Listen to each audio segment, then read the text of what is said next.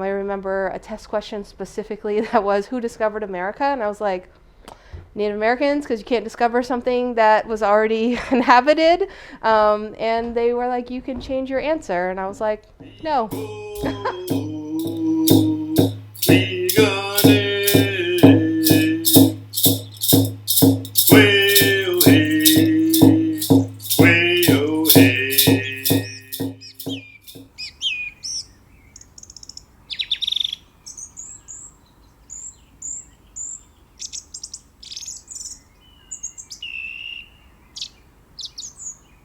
Honestly, I get a lot of instructors who will contact us and myself specifically asking about how they should be teaching things and that they feel nervous about teaching something that they have no experience in.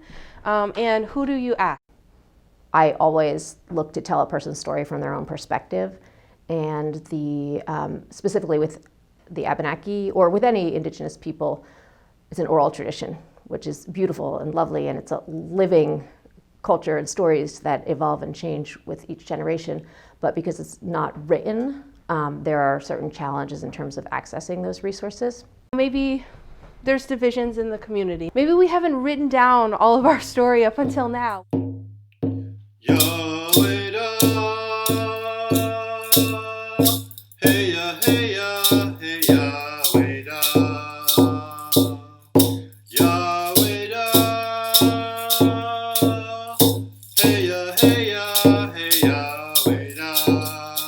So in our curriculum, there's not a mandate for Indigenous history, actually there's not a set curriculum in our school that outlines what we should teach in terms of Indigenous history. It's certainly encouraged that we include Indigenous history and really all perspectives when we teach any history and any studies, but our curriculum is really outlined around the transferable skills that are the graduation requirements for the state of Vermont and for our district.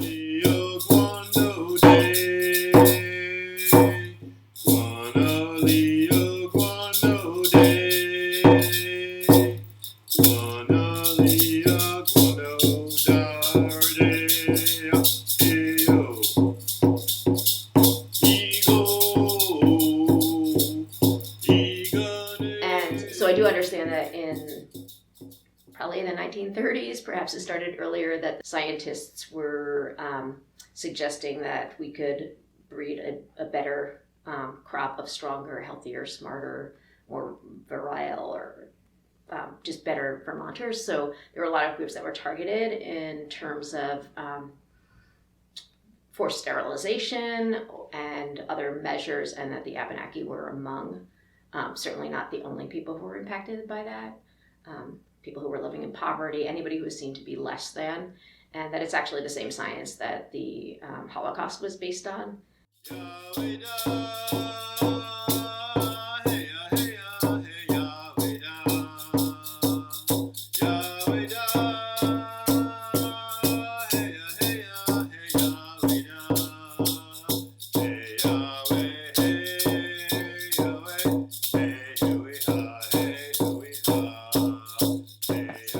It's important for students to understand both perspectives and both definitions, something often missed from textbooks.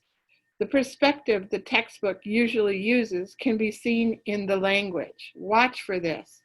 Did Christopher Columbus discover or invade America? What words are used to explain the takeover of another person's land?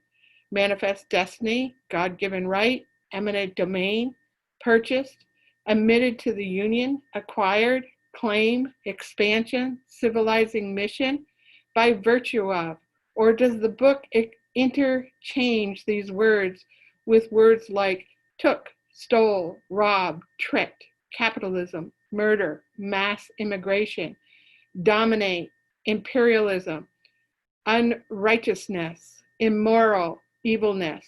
As you can see, the story can be told many different ways, not just what you see in the textbook. My knowledge about the Abenaki largely comes from what I've learned from Abenaki people and Abenaki sources.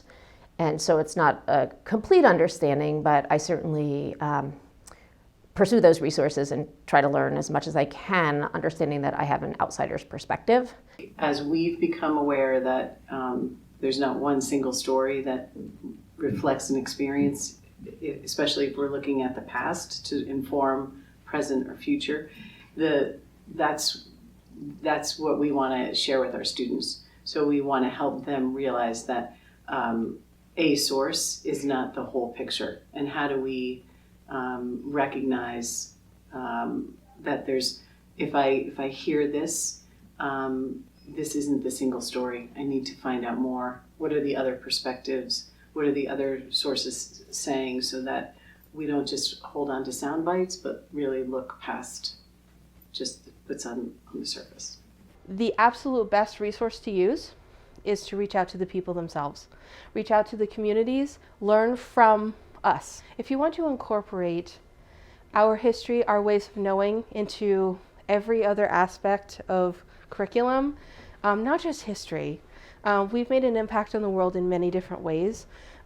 First, it's critical that people understand that we have something to offer.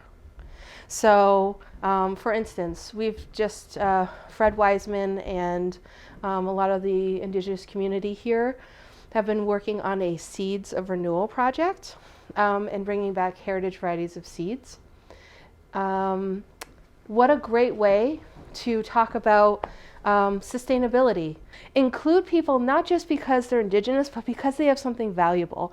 So if you're going to invite Indigenous people to come and celebrate them, don't just do drumming. Do something that brings out all that they are, that all they have that to offer of value, and that's many different ways. You know, we're multifaceted people with a living, breathing, beautiful culture. Reaffirm our own identity as being something we should be proud of. Yeah. And so for kids who are they have a very malleable sense of who they are, and they're developing that. And so it is critical the way that teachers are teaching about things.